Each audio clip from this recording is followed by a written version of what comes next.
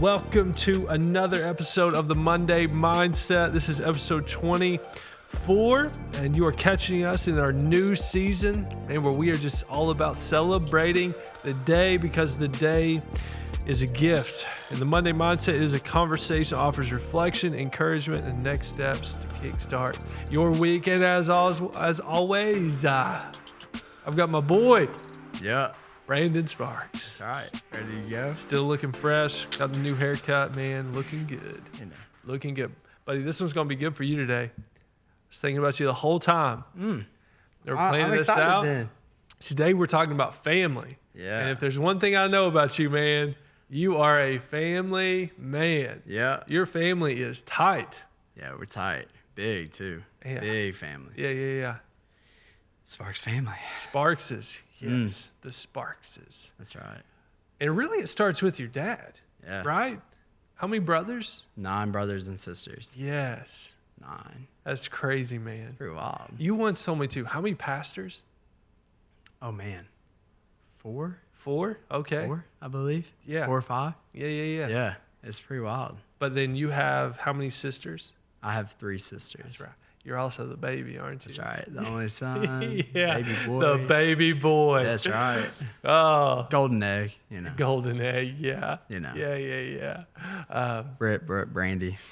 What's up, guys? I know y'all are listening. Yeah. Y'all know I'm the favorite. Come on now. Hey, I'm also the baby. I'm also the baby boy. Come on now. There's something special.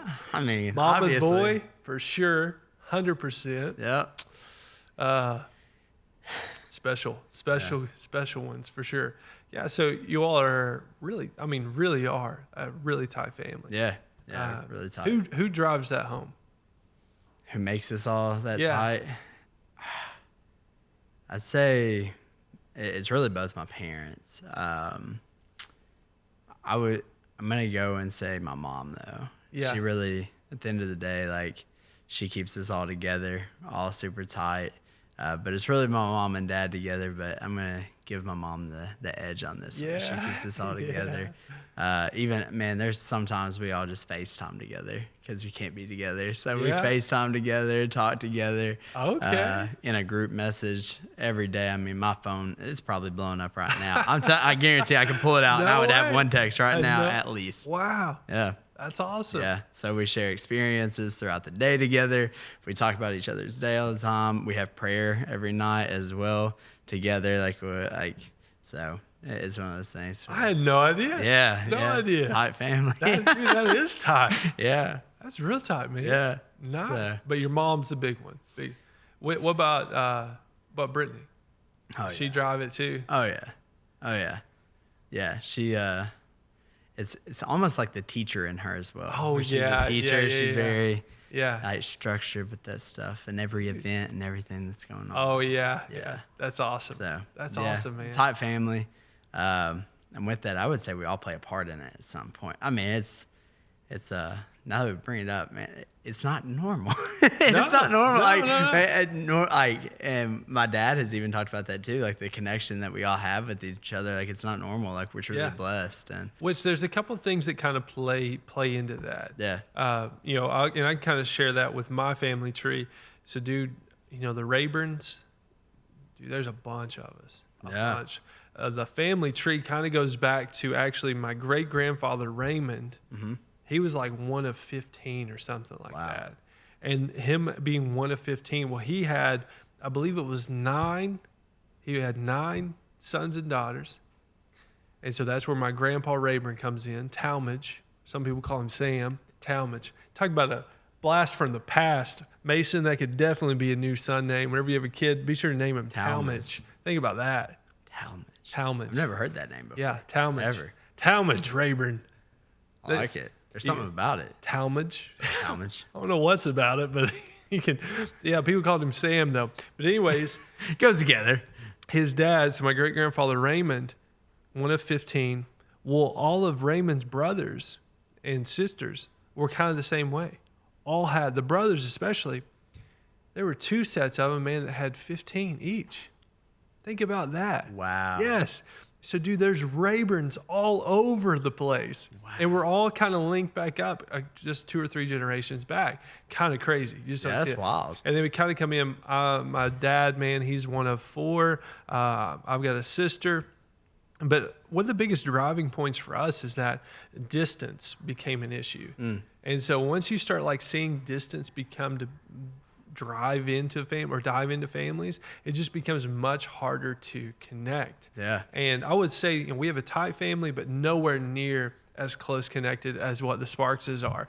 But I do believe there's a big factor in that. Yeah. Distance. Yeah. You're close to your family. You are the furthest one away, actually. Yeah. Everybody else lives in Grayson. Yeah. But yeah, man, it's just cool to be a part of a family. Man, family is valuable. Family is important. I never asked you, do you want a big family? How many little Sparkses you want running around? I just want a couple. Just a couple? Want a couple. Okay. Yeah, just a couple. I'm good with 2. 2? 3 max. Yeah. So here's where it gets. This is where me and Emily. Or until I have a boy. So we may have 50. I don't know. That's true. That's true. Oh gosh. No. Man, where I'm at, me and Emily. So we've got 2. I cannot imagine being done, like having kids. So that's where I'm at. Okay. Like I just feel like I've got a lot more love to give. Maybe that will stop at some point where it's like, okay, yeah, my love meter is full. Yeah. But it definitely isn't. And to just think that like me and Emily are done having kids, no, I just can't imagine that. It just seems so weird. She's in the 100% the same boat. She's like, how many you think? How many you dude, think? I don't know. If they keep 15, you're going with. If they keep these stimmies coming, buddy, we'll just keep having them. Come on now. Think about that. Hey, was it Talmadge? Talmadge, yeah. Yeah, you're going on the Talmadge plan. 15. No, that was Raymond. Raymond. Gotcha. Sorry. Or no, yeah, whatever they. But yeah, they all have 15. They all have 15. There's just a bunch of Rayburns. I always say every time a Rayburn's born, it's just making the world a better place. I don't know, man. I don't know. I mean, we could probably have 4 kids. I think that'd be awesome. If we have like 5 or 6, that'd probably just be weird at that point. You're just the family rolling in with 6 kids. You know what I mean? The only way you're getting there is by a Sprinter van. Yeah. I just don't know at that point. Not saying that you're weird if you have 6 kids. It's just that things get a lot more complicated. Oh, yeah. So I have a prediction. What? You're going to have 4. Yeah. All boys? 1 girl. Ooh. And after the girl, you're gonna say, "My love's done. That's I'm protecting her. That's it. My 3 boys and me, we got her covered. We got her covered. That's it. There's 2 women in their life: their mama and the daughter. I already know her name. Gonna be Mia. Mia. See, I already got Amelia. We'll probably keep the A train going. Yeah. Amelia. Call her Mia. The other what boy. About another boy? Yeah. Avery. Avery. It's my great-great-grandfather's name, Avery. Okay. Love it. I Anders, like that. maybe. Anders. I like that. So, I don't know. Amos. May go old school with Amos. There you go. So my name's George. I follow after my papa. Love it. Papa on both sides, too. George. Both of them are George. But George. Got George. And so before I was like, growing up, I was like, oh, who would ever name their kid George? Probably my parents do that to me. Because like, people would be like, George Sparks, and I'd be like, 5-year-old. That's me. That's me. But yeah, I mean, people even used to call me like, I remember first grade, this kid, he'd be like, oh, you're like George Washington. And I was like, really? At first grade, I was like, really? But no, I could have been Talmadge. Could have been Talmadge. But I've considered keeping the George in there, like even with, I just love it. Yeah, man. I mean, have to. Yeah. Also, I love the name Israel. Yeah. Yeah. But who knows? Hey, there you go. Hey, I'm praying though. Praying for little Sparkses.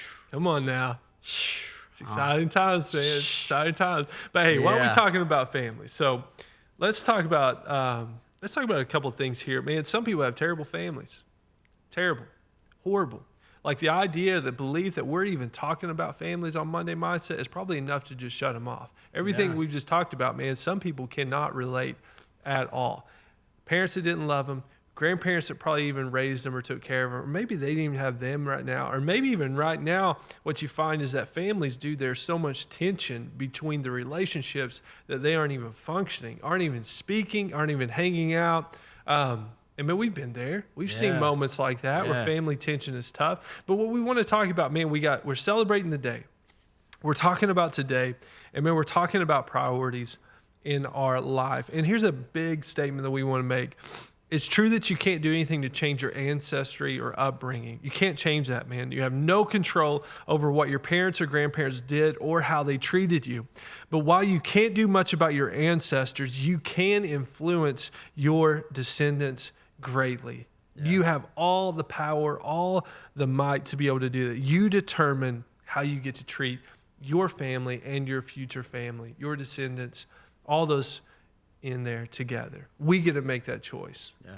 Even when it's hard, even when it's easy, we get to make that choice. So we're talking about how do we make our family a priority. And if you notice the title, Starving on Leftovers. Starving on Leftovers. Yeah. Now, this is going to hit home. I don't necessarily want to talk necessarily about like our distant family, like your mom and your dad and your sisters. I think that's a huge part of it for sure. That's a little piece of it. A little piece of the pie, not a big piece. But let's talk about like Abby. Yeah. Your wife. Yeah. And we'll talk the same boat about my wife, Emily, and my boys. Starving on leftovers. What do you think I'm talking about? Starving on leftovers. Probably our time, our attention. Our time, our attention, man. Yeah. That's what we're talking about today, man. Those closest in our life. Our wives, maybe you don't have a wife, maybe it's a special someone, maybe it is your mom and dad, maybe it is that close friend. But the relationships that are most important to us in our life, man, sometimes we starve them because all we're giving them is the leftovers, the scraps in our lives. Yeah, that's so good. I think that that's something that's so easy to do too, because at the end of the day, if you have leftovers, you're probably full. And I think that a lot of times we feel full and like we've done a lot, but we haven't done the right things and we haven't put our time in the right place. And just because you're full doesn't mean that others aren't empty around you that should be full with you as well. Dude, so. That is so good. That is so good. That just hit me, man. Because that is it. Yeah. Because like whenever you look at your, like say take Abby or somebody, take Abby, our wives, we come home and it's like, man, what are you giving them? Yeah. Giving them the best of you, or are you just giving them the leftovers? Yeah. Because it's like, well, and maybe you are full. Maybe you do feel like you have been emotionally spent. Maybe you don't feel full at all. Maybe you just feel empty. Yeah. Feel completely empty. Like I don't have anything else to give. Yeah. I can try to muster up some energy, some conversation, but really I just want to check out. Yeah. For sure. They are not getting, so often, our families aren't getting the best of us. Yeah. And I think that happens so often is because we know or we think that they're okay with that. Yeah. Like, well, at least I'm coming home. Yeah. Well, they're okay with spending some time with me. Yeah. And I think that it makes me think of literally like whenever my dad, I remember like he would go up to my mama's and I remember asking growing up like if I wasn't able to go and man, talking about food, man, she cooked. Come on, we talked about it last episode. Yeah. If you haven't checked that out, check it out. But man, she could cook. But I remember him coming home and I'd be like, hey, did you bring any fried chicken? Like, did you bring this? And he was like, oh, it's all gone, but I did bring you this. And he would bring me the leftovers. And while it was still good and he still brought me something, it wasn't the best and it wasn't what I wanted. And so for me, I see that a lot of times even with our wives, that a lot of times like we'll bring home what we have left of our energy, what we have left of us. Absolutely. And a lot of times it's like because they love us, they'll put up with it. Yeah. But it's not what they deserve. Right. And it's not. At the end of the day, it's not what they want and it's not what they need. No, they need us. Absolutely. All of us. Absolutely. And so, that happens so often. Dude, here's it. This is what, I was just thinking about for my own personal life. I'm thinking about like me and Emily, my boys. This is hitting me hard. When we come home, we're ready to check out. Yeah. And it's like we're grabbing our phone. We are watching TV. We're saying, I just need some time. Yeah. You've heard this. I just need some time to myself. I just need to check out. Man, that's the time we got to be checking in. Yeah. You know what I mean? We got to check in with the family. We got to check in with the wife. How you doing? How's the kids doing? Yeah. It's my time to give you the best of me, give you my energy, even when I don't want to, even when it's hard. But I think we just become so selfish, man, whenever we're just like, I just need to check out. Yeah. instead of being selfless and saying, okay, let's check in. Yeah. Let's check in tonight. Whew. For sure. Preaching to myself Yeah, now. that's good. Preaching to myself. That's good. I can feel it, man. That's good. It's hard. These are, these past 2 weeks, man, we talked about health last week, and then now we're talking about family. And, dude, it just makes a difference whenever we can put those who are important in our life first. Yeah. John Maxwell, he says it like this. He defines success. This is a huge thing for him. He defines success by having those closest to him love and respect him. Mm-hmm.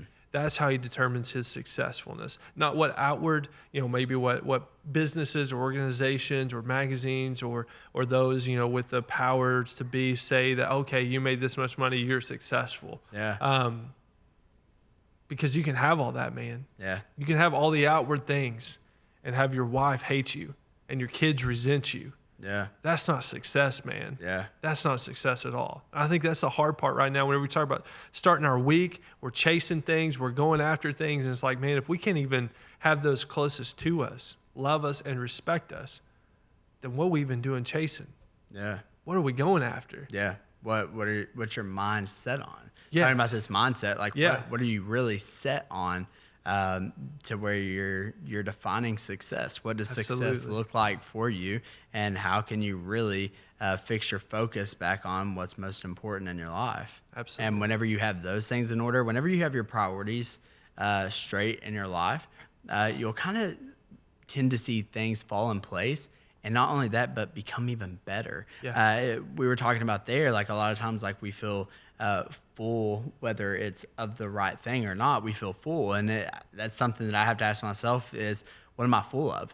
Because you can be full and be full of stress. And you be That's full true, of, and so you're coming home full of all these things and all these complaints and all this stress and so on and so forth. And then you take time out of your day to spend it with your wife. I've done this personally where I'm so full of emotion and all these things. And then I spend time with her to where I don't feel like I can do it. And I'm so full of work and all this stuff to where I spend time with her, and little do I know that, man, I was the one running on E, and spending that extra time really filled me up with the right things. Yeah. And it affected those things around me. Absolutely. So yeah, I think it plays a huge factor into it. Absolutely. So, man, we want to kind of change this mindset. We want to give some practical tips, and I believe we got 1, 2, 3, 4, 5, 6 things here. Okay, so I'm going to go through these 6, and then maybe you can tell me which one resonates with you. But these are some challenges to help make family a priority. Number 1, put your family on your calendar first. Put your family on the calendar first. Go through the month. How are you connecting? What are some things that are going on? And really start to make priorities with what's happening in your family. Maybe create and maintain some traditions. Maybe start some new family traditions, whatever that may look like. Number 3, find ways to spend time together. Number 4, keep marriage healthy first. Keep the marriage healthy first. I got this quote here. The most important thing a father can do for his children is love their mother. Ooh, that one's good. That was good. Number 5, share words of appreciation. And then number 6, resolve conflict as quickly as possible. Mm-hmm.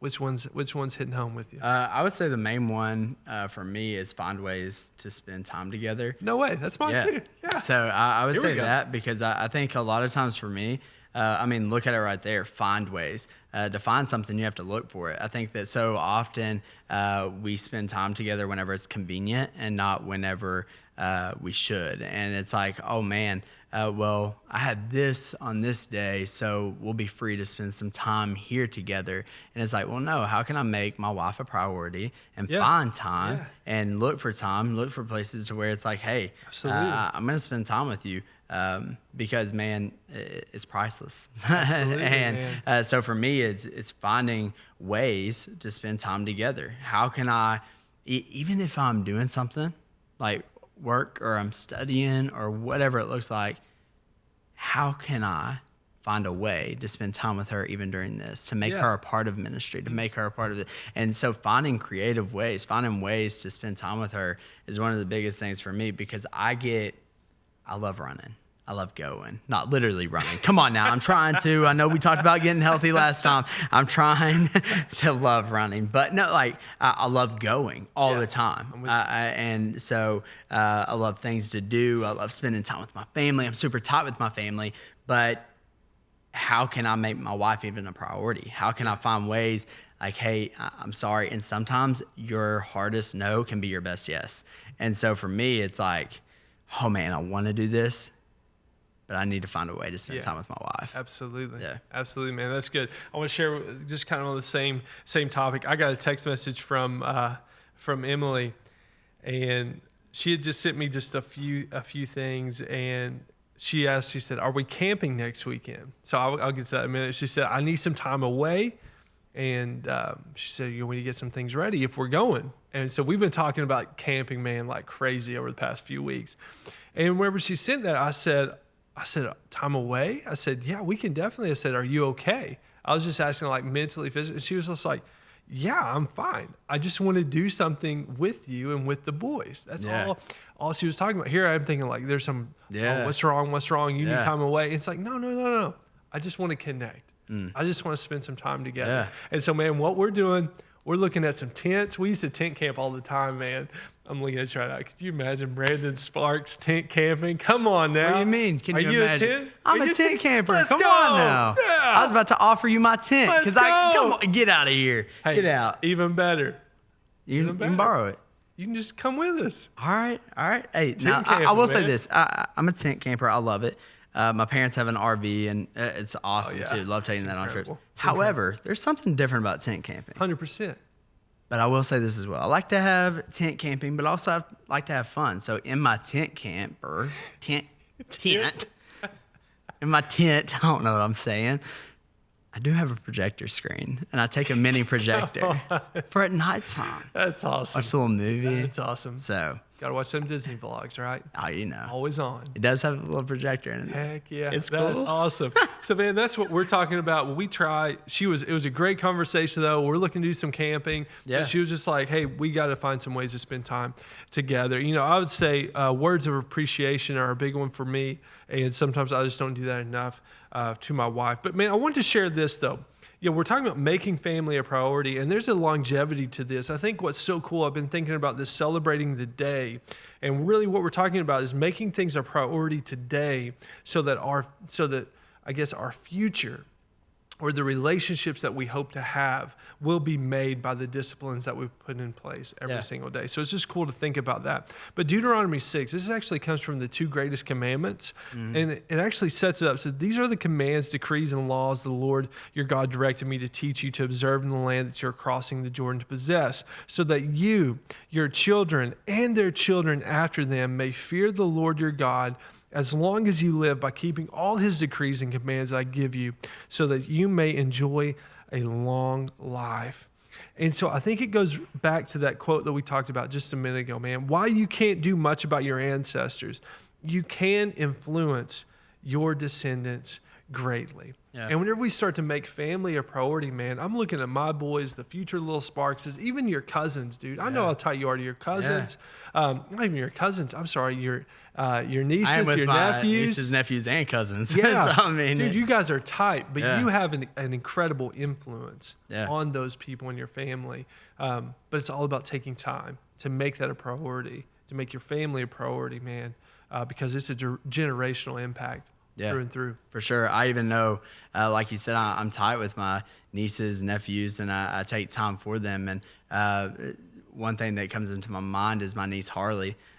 She, whenever she was younger, I used to take her out on little bub dates. They'll call me Bub, Uncle Bub. And I used to take her out like on little niece and uncle dates. And I would take her out, and it just takes time to spend with her and pour into her, even just to show her love and just show her that, hey, I'm always going to be here for you.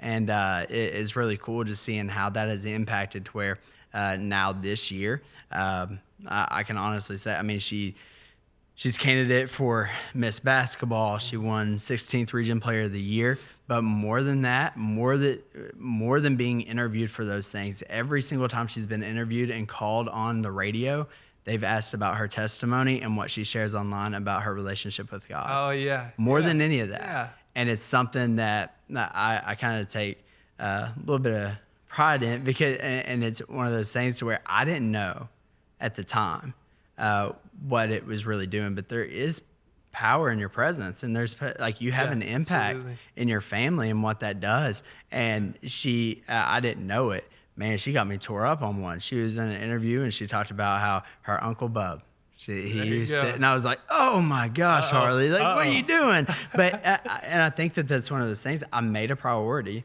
even back then, whenever I was able to drive at 16 years old, and was like, you know what, I'm going to make my family a priority because they matter to me. Yeah. And it's one of those things, even my niece Maddie, spending time with her and wanting to hang out with her and go out with her, to where it's just one of those things where it makes a difference. And then talking about with our wife, like, man, I'm telling you, if you want to see growth in your relationship with your wife, with your spouse, whoever that looks like, man, take that time, make them a priority.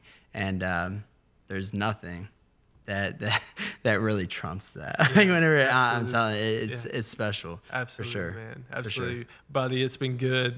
These have been tough episodes for us, and this one definitely still been good. But nothing to beat people down, not to even beat ourselves down. It's just a challenge, man. That man, we can reframe our mindset. We can look at our day. We can celebrate the day. It's a gift, man, and our family is a gift. And let's make it a priority today. That's right. And just to kind of close it out here, maybe you are, you're kind of like, man, this doesn't really apply for me because, man, my family is so broken. It's so messed up. And I've had it rough, or I don't even know my real family. I don't really know much. Well, I just want to encourage you with a couple of things. One, God's put on my heart, maybe you haven't forgiven someone. That last one, resolve conflict as quick as possible. That was something I used to struggle with. I would take things into the next day. I would hold on to them, and I would let it determine how I loved them, if I'm being honest. And it was really hard. But like we talk about, that hurt people. Well, I truly believe forgiven people forgive people. And if you've been forgiven, man, it's hard not to forgive others. And I want to encourage you, hey, maybe right now you just need to call up someone, text someone, and let them know, hey, I forgive you. Hey, and just reconnect with them. And I just want you to know that you are loved, you are cared about, and at the end of the day, you belong as a Christian to a family of Christ. Absolutely. And surround yourself with those brothers and sisters in Christ that you can grow in relationship with and grow in these things, and make that family your priority in your life as well. So that's just something that I felt like God wanted me to speak to you, encourage you with, hey, keep your head held high. You do have family, and just put them first. Absolutely. Yeah. Absolutely, man. It's so good. So glad you hit that. And we needed to hear that, man. Needed to hear that. Guys, it's been fun. We'll catch you next time for another episode of Monday Mindset. See you guys.